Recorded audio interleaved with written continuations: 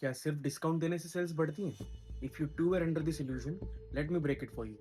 Welcome to part 2 of the influence trap, where we will talk about the jewellery shop paradox.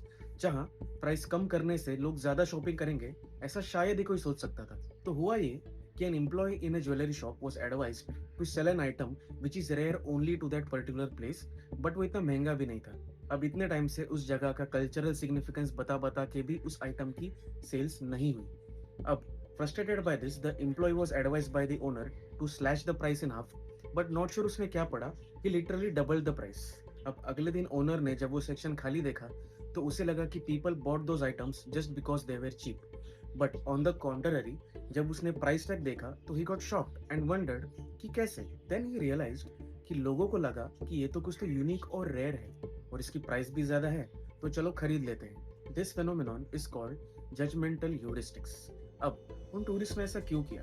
Because they neither had the time nor the willingness to जज कि ये item सच में valuable है क्या. उन्होंने एक simple programme चलाया कि महंगा है तो अच्छा ही होगा, क्योंकि उस टाइम पे वो चीज खरीदने के लायक है कि नहीं, ये जज करने के लिए प्राइस के अलावा और कोई डिसाइडिंग फैक्टर वहां पे मौजूद ही नहीं था.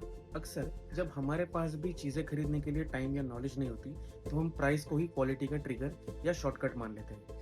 हमें लगता है कि हम एक इन्फॉर्म्ड डिसीजन ले रहे हैं, लेकिन हम तो सिर्फ एक प्री इंस्टॉल प्रोग्राम चला रहे हैं. अब सैडली हमारे पास इन ट्रिगर्स और शॉर्टकट्स पे रिलाई करने के अलावा और कोई ऑप्शन ही नहीं होता, क्योंकि हमें ये लगता है कि अगर हमने सोचने में ज्यादा टाइम लगा दिया तो चीजें हाथ से निकल जाएंगी. अब ये ऐसा क्यों होता है, ये जानने के लिए stay tuned for part 3, where I will talk about the perceptual contrast.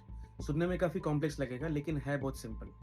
Please it follow for more such content on psychology.